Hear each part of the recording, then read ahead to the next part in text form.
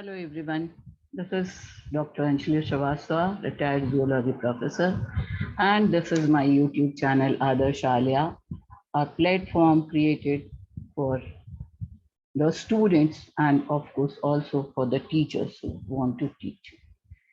Our today's topic is wildlife conservationist in a nutshell. एक wild life conservationist को as a whole हम कैसे देख सकते हैं, वो क्या हैं, वो क्या करना चाहिए उनको, क्या क्या उनकी क्वालिटीज होनी चाहिए, क्या क्या उनका जॉब प्रोफाइल होगा जब वो काम करने जाएंगे, तो किस किस एरियाज में किन किन पॉइंट्स पे उनको काम करना होगा या काम करना चाहिए। और आज की डेट में एक वाइल्ड लाइफ कंजर्वेशनिस्ट का फ्यूचर क्या है, future prospect, what is the future prospect of a wild life conservationist today.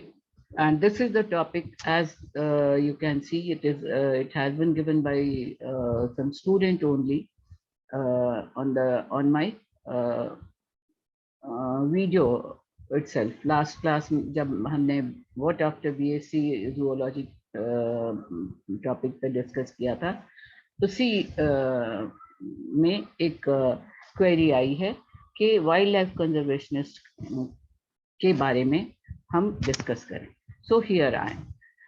So the first question arises, who is a conservationist? As the name says, conservationist is a person who conserves. जिस भी area में वो काम करे, उस area में जो चीजें हैं उनको कंजर्व करना, उनको कंजर्व करने के लिए जितनी जरूरत की चीजें हैं उनको उनको कलेक्ट करना, उनको एनहांस करना, उनको प्रमोट करना, ये एक कंजर्वेशनिस्ट का काम है. Our topic is the wildlife conservationist. So naturally the name says wildlife conservationist. जैसा नाम से क्लियर है, wildlife conservationist का काम डेफिनेटली होगा वाइल्ड लाइफ को कंजर्व करना. And wildlife is related to the forest because wildlife हमेशा forests में रहते हैं. तो naturally वाइल्ड लाइफ कंजर्वेशनिस्ट का काम है वाइल्ड लाइफ को कंजर्व करना. वाइल्ड लाइफ फॉरेस्ट में रहता है, तो फॉरेस्ट को कंजर्व करना.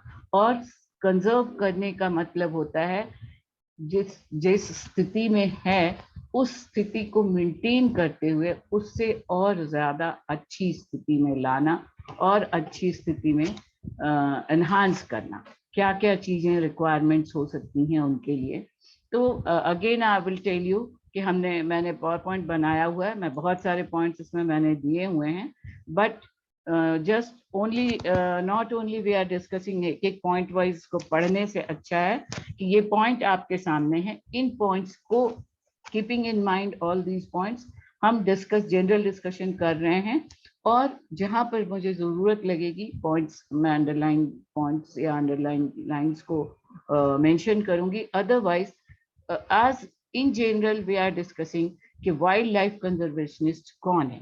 Naturally a wildlife conservationist is who protects and preserves natural habitats such as forests, rangelands, zoological and botanical parks and other areas where biodiversity exists. एक natural wild life का मतलब, wild को general zoology के term में लीजिए as a natural life. एक nature और nature के लाइफ को कंजर्व करना, बायोडाइवर्सिटी को कंजर्व करना is the prime part of a work of duty of a conservationist. That we can well understand किस तरह से बायोडाइवर्सिटी को नेचर में कंजर्व किया जा सकता है. ये एक सबसे इम्पॉर्टेंट काम है वाइल्ड लाइफ कंजर्वेशनिस्ट का. और वाइल्ड लाइफ कंजर्वेशनिस्ट का वर्किंग एरिया मेनली होता है forest, रेंजलैंड्स, zoological botanical parks, sanctuaries. आजकल बहुत सारे एरियाज अब डेवलप किए जा रहे हैं. आर्टिफिशियली हम नहीं कह सकते हैं, नेचुरल एरियाज को आइडेंटिफाई करके उनको प्रोटेक्ट किया जा रहा है और उन एरियाज को in form of the conservational areas हम कह सकते हैं, like the sanctuaries and the projects are being taken to safeguard the endangered lives. बहुत सारी स्पीसीज अब endangered extinction के कगार पे खड़ी हैं, उनको प्रोटेक्ट करना। तो इस तरह से बहुत सारे एरियाज हैं जिनको प्रोटेक्ट करने का काम वाइल्ड लाइफ कंजर्वेशनिस्ट करता है। और वाइल्ड लाइफ कंजर्वेशनिस्ट का मेन काम है रिलेटेड टू बायोडाइवर्सिटी, जंगलों से, प्लांट से, फॉरेस्ट से इंक्लूडेड है, जोलॉजिकल बॉटनिकल पार्क्स वगैरह हैं। तो एज अ होल हम कह सकते हैं कि wild life conservationist career is also known as green career. Green career भी हम इसको कह सकते हैं। And this is the need of the hour. आज की जरूरत है कंजर्वेशनिस्ट की ड्यूटीज। कंजर्वेशनिस्ट की बहुत सारी रिस्पॉन्सिबिलिटीज हैं और बहुत सारे एरियाज हैं जिनके लिए कंजर्वेशनिस्ट खास तौर से नेचुरल लाइफ में नेचर को कंजर्व करने के लिए बहुत सारे एरियाज हैं जिनको कंजर्व करने की जरूरत है।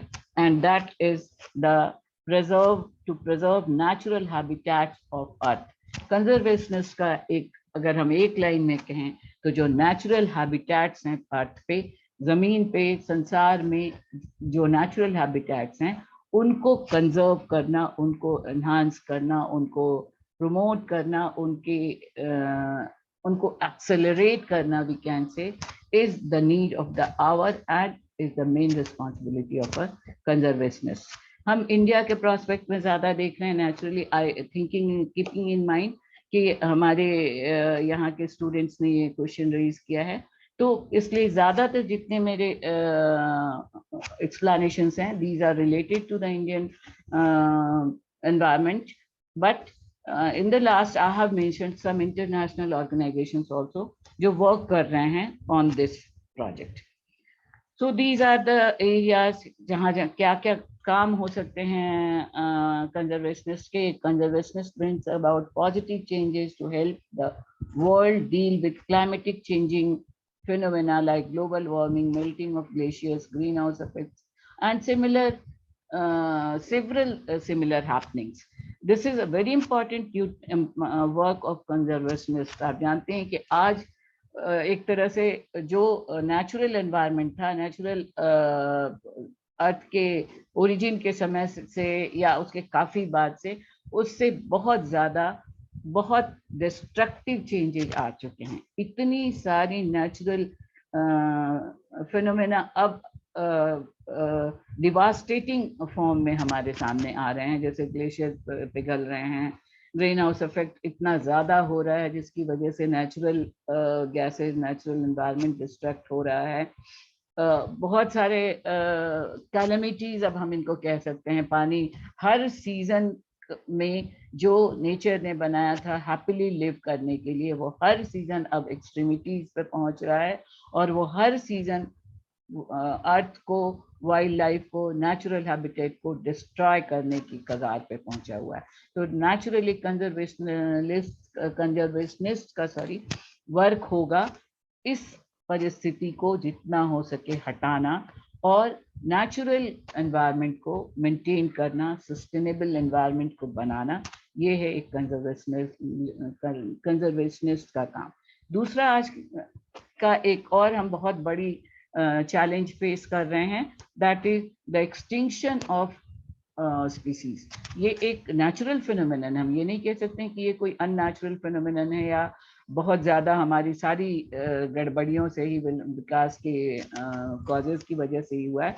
एक नेचुरल फिनोमेनन है कि in the due course of time, जैसे जैसे एडवांसमेंट्स होता है, परिस्थितियां बदल रही हैं, पुराने कुछ स्पीसीज एक्सटिंक्ट होते हैं और उनकी जगह नए स्पीसीज अपीयर होते हैं।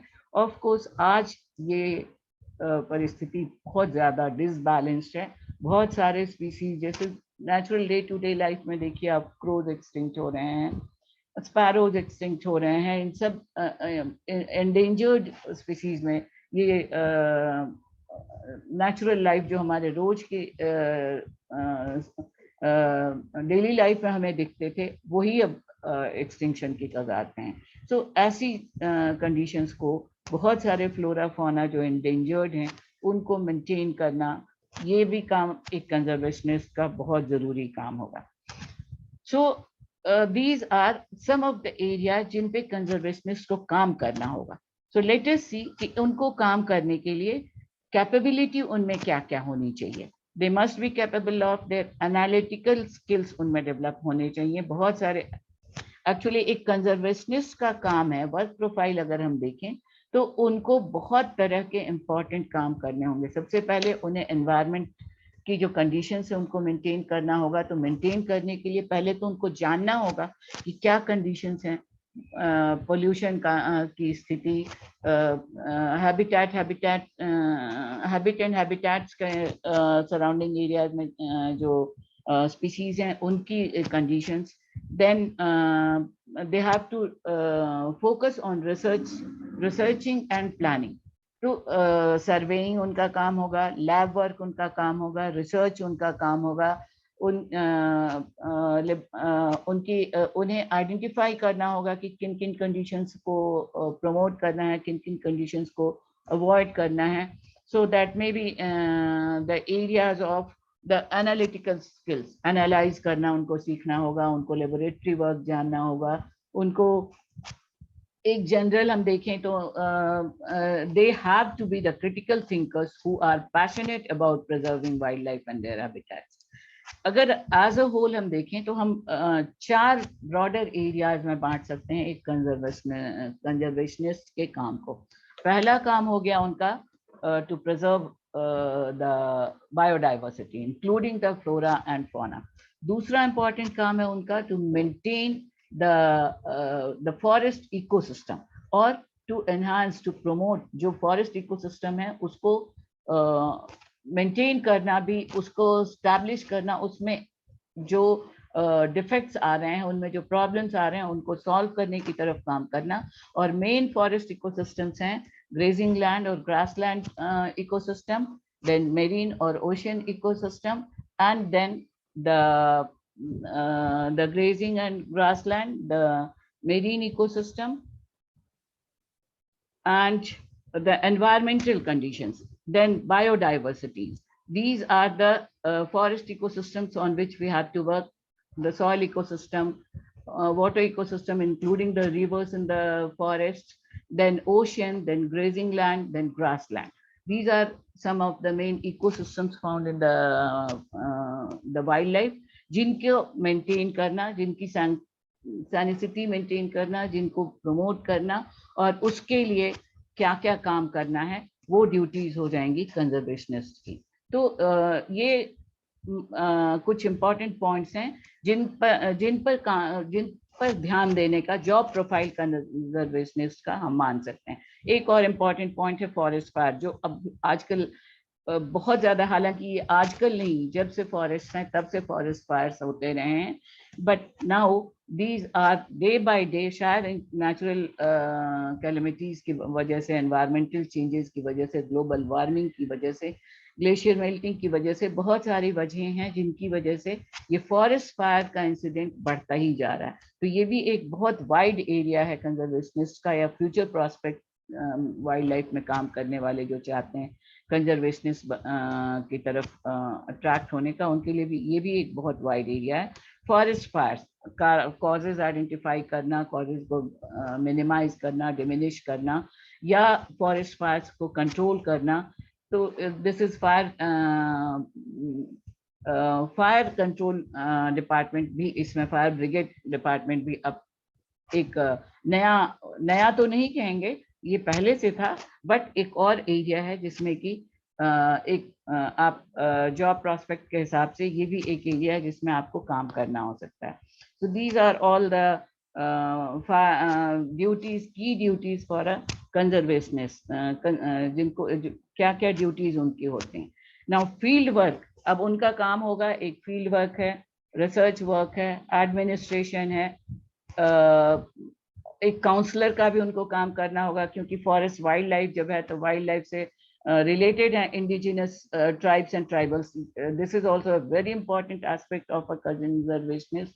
उनको वाइल्ड लाइफ से एसोसिएटेड जो इंडिजिनस ट्राइब्स हैं और ट्राइबल्स हैं उनका कंजर्वेशन भी उतना ही इम्पॉर्टेंट है, क्योंकि एक वाइल्ड लाइफ को कंजर्व करने के लिए सबसे ज़्यादा ज़रूरी है वाइल्ड लाइफ को समझने वाले जो ओरिजिनली जानते हैं वो इंडिजिनस वाइल्ड लाइफ के ट्राइबल्स हैं जिनका अब बिल्कुल ही खात्मा होता जा रहा है, चाहे तो बहुत सारे उसके रीजंस हैं। वो अर्बनाइजेशन एक वजह हो सकता है, उनकी लिविंग कंडीशंस हो सकती हैं, डिजीजेस बुरी तरह फैल रहे हैं, उनका मेडिकल स्टेटस ऐसा नहीं है कि वो बहुत ज़्यादा ट्रीटमेंट्स की तरफ जाएं, पुराने तरीकों के ट्रीटमेंट्स पर ही अभी तक बेसिकली दे आर डिपेंडिंग। तो ये बहुत सारे एरियाज हैं जो प्रॉस्पेक्ट में कंजर्वेशनिस्ट है। So let us C in short क्या क्या काम कंजर्वेशनिस्ट को करना होता है। अगर हम टेक्निकली देखें तो सबसे पहला हो गया lab work. Field work is a large part of being a wildlife conservationist officer. They have to collect some soil samples, observe vegetation to ensure the environment free from diseases and harmful insects, oceans, lakes, rivers. They have to test water to identify pollution levels or determine if a supply is fresh and potable. अब तो हर जगह harmful slags and pollution का बोलबाला हो गया है। तो wild life को कंजर्व करने के लिए, वाइल्ड लाइफ की सैनिसिटी मेंटेन करने के लिए सबसे जरूरी है कि जो डिस्ट्रक्टिबल एक्टिविटीज हो रहे हैं फॉरेस्ट के थ्रू, जो रिवर्स जा रहे हैं उनमें जो स्लैग्स डाले जा रहे हैं, फैक्ट्रीज के वेस्ट प्रोडक्ट्स डाले जा रहे हैं, उन सभी को स्टडी करना, लेवल ऑफ पोल्यूशन मेजर करना। These are the major areas, and everywhere the forest fire is a burning factor. Now, this is the laboratory research work. Field work हो गया, फिर laboratory research work हो गया। Laboratory research में उनको researching, planning, testing and analyzing results in the lab. They will work to understand how animals impact pollination. ये भी एक plant biodiversity को enhance करने के लिए, एक्सेलरेट करने के लिए एक बहुत इंपॉर्टेंट पॉइंट है pollination. That is the plants के को, and that is the pollination you know is activity that is done by the flowers, by the flower female and male reproductive plants they are called as gynoecium and androecium। उनके बीच में जो pollen grains को pollinate करना, but ये काम होता है animal से, इंसेक्ट से, हनी बी से, बहुत सारे बटरफ्लाई से। मोस्टली ये क्लास इंसेक्टा जो ऑर्थ्रोपोडा का पार्ट है वो इसको बहुत ज़्यादा एनहांस करने में हेल्प करता है। तो उनको उनकी प्रोमोटिंग करना, क्रॉप डैमेज को रोकना। If a species becomes endangered, they may focus on wildlife with declining populations to understand the problem. कहीं endangered species अगर identify करते हैं तो laboratory research work से ये पता करना होगा कि what are the problems जिनकी वजह से ये declining factor, what are the declining factors for the endangered species. Then marine wildlife conservations may spend their effort running tests on water from oceans or streams to understand the effect of chemical pollution or climatic change. So this is the laboratory work. Then comes the administration duties. सबसे ज़्यादा एक conservationist को बहुत ज़्यादा challenging area है ये administrative duties, क्योंकि हम जानते हैं कि man का greed दिन पे दिन बढ़ता चला जा रहा है। जितना endangered species हैं उनके लिए सबसे ज़्यादा responsible है हमारी अजीब अजीब सी चाहतों का बढ़ना। इन एवरी एरिया अगर आप कहिए अर्बनाइजेशन वो वाइल्ड लाइफ को खत्म कर रहा है। हम अंधाधुंध हम कहते हैं कि हमने प्लांट काटे और प्लांट लगा दिए। एक बगीचे में प्लांट लगा देना, एक पर्टिकुलर एरिया को घेर के प्लांट लगा देना और एक फॉरेस्ट को काट करके अर्बनाइजेशन कर लेना में बहुत डिफरेंस है। सो और इन सारी एरियाज को एनिमल किलिंग, एनिमल हंटिंग, एक समय था जब एनिमल हंटिंग शौक के रूप में किया जाता था, तब भी जंगल इतने बर्बाद नहीं हो रहे थे क्योंकि नेचुरल एनवायरनमेंट बहुत था, जंगल बहुत थे, तो ब्रीडिंग भी उतनी ही हो रही थी एनिमल्स की। तो अगर वो हंटिंग हो रही थी शौक की तो उसका वो भी लिमिटेड था और प्रोपोर्शनेट था, जबकि अब डिसप्रोपोर्शनेशन हो गया है बिल्कुल ही। आप हमारे शौक के लिए हमारे जितने सौंदर्य प्रसाधन है, हमारे अब हैंडबैग ही, सांप के चमड़े का हैंडबैग लेके चलना बड़ा सम्मान, स्टेटस सिंबल माना जाता है, बिना ये सोचे कि उस एक हैंडबैग के लिए कितने जानवरों को मारा गया है, उनका फर, उनका स्किन, उनके टस्क, ये सारी चीजें ऐसा नहीं है कि पहले बिल्कुल नहीं था, टस्क से तो पहले भी एक इकोनॉमिक पूरा एरिया था, पर उसके लिए हाथी को मार मार करके टस्क निकालना, इतना ग्रीड नहीं बढ़ा था। तो ये एक एडमिनिस्ट्रेटिव चैलेंज, बहुत बड़ा चैलेंजिंग एरिया है वाइल्ड लाइफ कंजर्वेशनिस्ट के लिए, क्योंकि उन्हें बहुत बोल्ड होना होगा। उन्हें ब्लैक मार्केटिंग, उन्हें पोचिंग, उन्हें फॉरेस्ट कटिंग, इनके जो माफियाज हैं उनसे लड़ने के लिए बोल्डनेस होना चाहिए, पॉलिसीज जानना चाहिए, उनको एक लॉयर होना चाहिए, क्या क्या फॉरेस्ट प्रोटेक्टिंग पॉलिसीज हैं वो उनको जानना चाहिए, क्या क्या लॉज हैं उनको जानना चाहिए, और उनको इम्प्लीमेंट कराने की हिम्मत होनी चाहिए। ये सबसे बड़ी चीज है। The knowledge of regulation and policies which are vital to informing the agencies, ये सारा नॉलेज तो होना ही चाहिए। इनको इम्प्लीमेंट कराने के लिए हिम्मत की भी जिस हिम्मत की जरूरत है वो भी होना चाहिए। That is very important. So this is the public advocacy. Public में अवेयरनेस लाना, पब्लिक को सिर्फ अवेयरनेस नहीं लाना, उनको बहुत ज्यादा थोड़े स्ट्रिक्ट ढंग से समझाना कि ये आपको करना है, ये आपको नहीं करना है। इतना आप अपने एडवांसमेंट के लिए, अपनी उन्नति के लिए, अपने जरूरतों के लिए कर सकते हैं, और इसके आगे आप नहीं बढ़ सकते हैं। आप फॉरेस्ट, ग्रासलैंड, मेरीन एनवायरनमेंट को, जो इकोसिस्टम है मेन वाइल्ड लाइफ का, उसको खत्म नहीं कर सकते हैं। इसके लिए अवेयरनेस भी लानी चाहिए, सस्टेनेबिलिटी बतानी चाहिए जनरल पब्लिक में, और स्ट्रिक्टली उनको ये भी बताना चाहिए कि क्या आप नहीं कर सकते हैं। तो ये मोटा मोटी कंजर्वेशनिस्ट का जॉब प्रोफाइल हो गया, आपको क्या क्या करना है। अगर आप देखिए एजुकेशनल फील्ड से, तो कंजर्वेशनिस्ट के लिए कितने सारे काम हैं। उनको बायोलॉजिस्ट होना चाहिए, वो क्योंकि उनको बायोडाइवर्सिटी पे काम करना है। उनके बायोडाइवर्सिटी का को मेंटेन करने के लिए वहाँ का इकोसिस्टम, वहाँ का एनवायरनमेंट, वहाँ के रिवर्स, वहाँ के स्ट्रीम्स, जहाँ जो जा करके फाइनली ओशन में जहाँ मिल रहे हैं, वो सारे पैसेज उनको मिलना चाहिए। वाइल्ड लाइफ बायोडाइवर्सिटी होनी चाहिए, इंक्लूडिंग फ्लोरा एंड फौना। उसके बाद उनको काउंसलिंग आनी चाहिए। आप वहाँ के ट्राइबल्स को या मैनकाइंड को ये समझाना आपको आना चाहिए। खाली समझाने से जब काम नहीं चलता है तो स्ट्रिक्ट होना चाहिए, तो आपको लॉयर होना चाहिए, पॉलिसीज नॉलेज होनी चाहिए। तो these are a lot of areas. Environmental science एक पूरा बड़ा एरिया है। तो इसलिए अगर हम क्वालिफिकेशन की बात करें तो मास्टर्स डिग्री, ग्रेजुएशन के लेवल से आप आगे बढ़िए तो वास्ट एरियाज हैं। मास्टर्स डिग्री भी आप ले सकते हैं। बहुत सारे डायरेक्ट एरियाज हैं जिनमें आप रिसर्च एंड एनालिटिकल सर्वेइंग काम कर सकते हैं।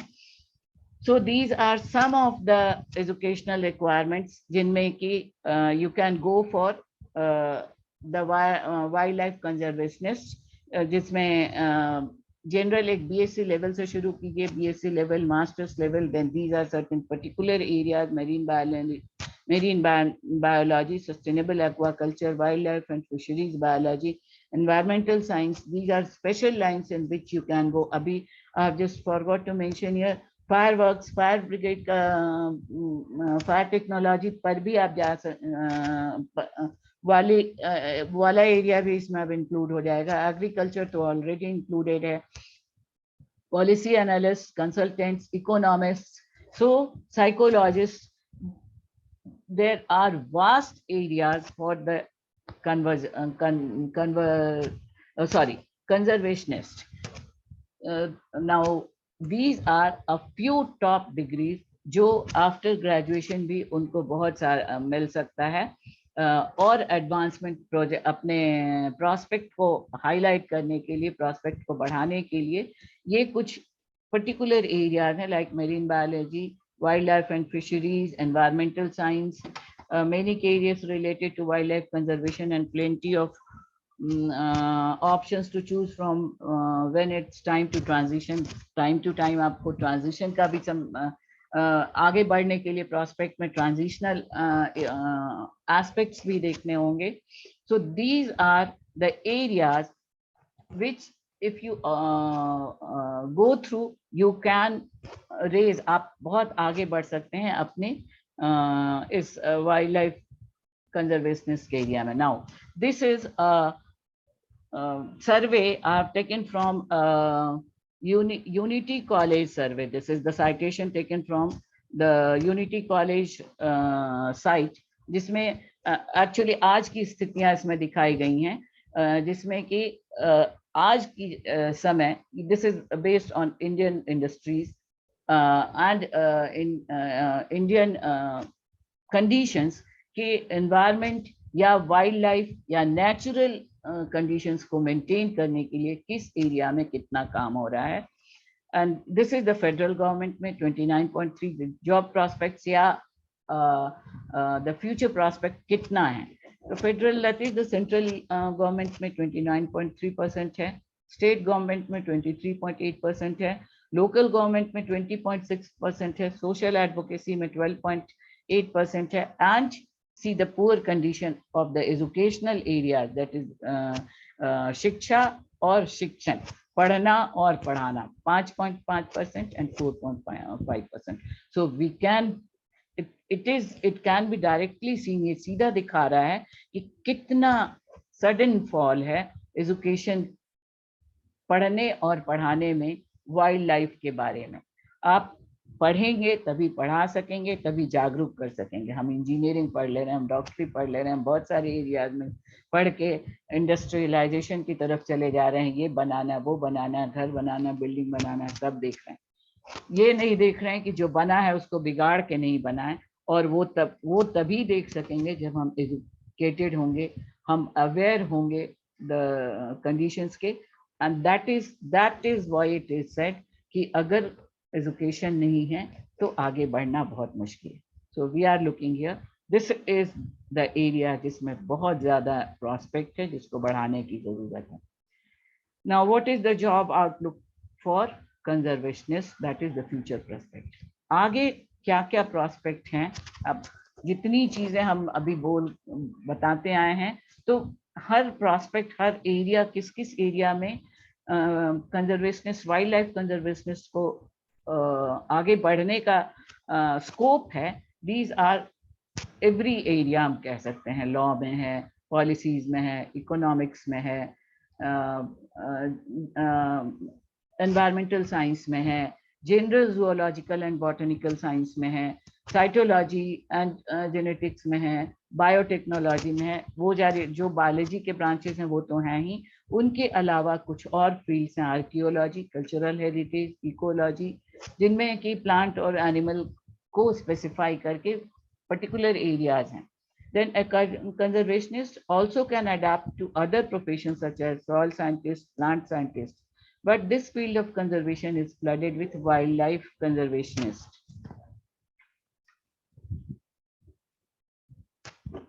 So these are the areas in which we can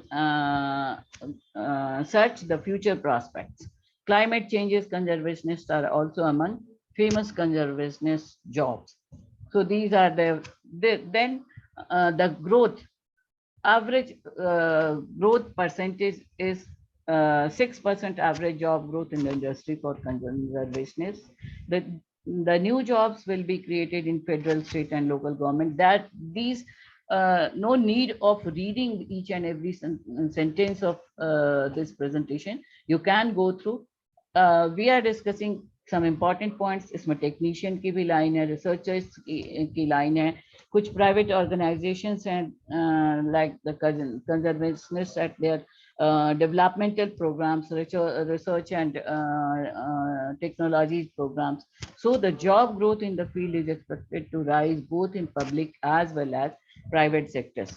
Of course, अभी तक जो वाइल्ड लाइफ में ज्यादातर गवर्नमेंट एरियाज को ही प्रेफरेंस दिया जाता है, क्योंकि एज वी हैव सीन कि बहुत चैलेंजिंग एरिया है, और चैलेंजिंग एरिया में सक्सेसफुली माइग्रेट करने के लिए, आगे बढ़ने के लिए सपोर्ट की, बैकग्राउंड सपोर्ट की बहुत ज़रूरत है, जो कि प्राइवेट सेक्टर में अभी स्कोप्स बहुत ज़्यादा नहीं दिखे हैं. But of course non profit organisations भी ल्यूक्रेटिव जॉब्स दे रहे हैं कंजर्वेशन के एरिया में. The market is not very competitive for conservationist position. थोड़ा सा ये है कि अभी बहुत competitive, खास तौर से प्राइवेट सेक्टर्स में नहीं ये जॉब कंडीशंस कंजर्वेशनिस्ट के लिए प्रमोटिंग या एनकरेजिंग माना जा सकता है, but still the conditions are very much improving. The certain other technical skills are also required for conservationists, such as coding, managing data, geographical information system, or GIS. These are the areas for the future prospect. So in general, so we can wrap up with these points. As more species become endangered and forest fires continue to be a growing problem, wildlife conservation is more important than ever. अब ये area और ज़्यादा से ज़्यादा important होता जा रहा है. बहुत सारे कारण हैं, नेचुरल कैलेमिटीज़ हैं, अर्बनाइजेशन है, मॉडर्नाइजेशन है, पोचिंग है, हंटिंग है, और इन सब की वजह से ये एरिया वाइल्ड लाइफ को कंजर्व करने का, प्रोटेक्ट करने का बहुत सारा फील्ड्स एमर्ज कर रहा है, जिनमें प्रॉस्पेक्ट्स हैं. अब तो मेडिकल लाइन में भी बहुत सारे मेडिसिनल प्लांट्स, जो हम लोगों ने नहीं डिस्कस किया, वो मेडिसिनल प्लांट वाला एक बहुत इंपॉर्टेंट लाइन है जो फॉरेस्ट लाइफ में वेजिटेशन को अगर हम मेंटेन करें, बढ़ाएं, आइडेंटिफाई करें. जंगल में बहुत सारे ऐसे प्लांट्स हैं जो आयुर्वेद में, हमारे पुरातन संस्कृति में जिनको यूज किया जाता रहा है, जो काफी medical MBBS and new techniques जो मेडिकल के आए हैं उनके बाद उन पर, उनको जो बीच में थोड़े नेग्लेक्टेड साइड में चले गए थे, homeopathic and Ayurvedic side, naturopathy, अब ये अच्छी बात है कि उन पर भी अब जोर दिया जा रहा है. So those are also the areas in which you can go even after BSc. अभी जो जस्ट लास्ट क्लास में हमने BSc देखा था, तो हम BSc के बाद भी इन एरियाज में एंटर कर सकते हैं, मास्टर्स डिग्री लेकर के भी जा सकते हैं. So these are certain areas and in the last this is the top wild life conservational organisations. ये मैंने जस्ट लिया, ये बहुत बड़ा चैप्टर था तो मैंने सिर्फ नेम्स ले लिए हैं. National and international organisations, that is taken from treehugger.com. So this is, I think this satisfied your need, your query. Of course, this is a very wide area, जिसमें आप गवर्नमेंट जॉब्स भी हैं, private sectors भी हैं. आप अपने, again I will say कि कुछ ऑफ कोर्स कुछ लोन लें या कुछ कंसल्टेशंस के साथ अपना वर्क भी शुरू कर सकते हैं. So the students, if you want to go, I have consulted a lot of sites. Some of the sites are ambitionbox.com, glassdoor.co.in, jobrapid.com, edumilestones.com, vnaturalists.com, countercurrent.org, treehugger.com. These are some of the sites. I have read very slowly so that you can note them down. And so with this, I complete my 2 days topic. I will request, if you like it, do like, subscribe, and share. Let others also know about this channel, which the main motto of which is to help the students in whatever way they want. At present, as being a zoology retired officer, professor, I am able to find out the problem solutions in the areas of zoology, as well as certain general topics, basic topics, and I will welcome the topics you want to be discussed. Go on writing in the chat box. Press the bell icon to get notified my videos or the classes, upcoming videos of the classes. So thank you very much. Give your suggestions. Go on suggesting and commenting. Thank you. Thank you once again.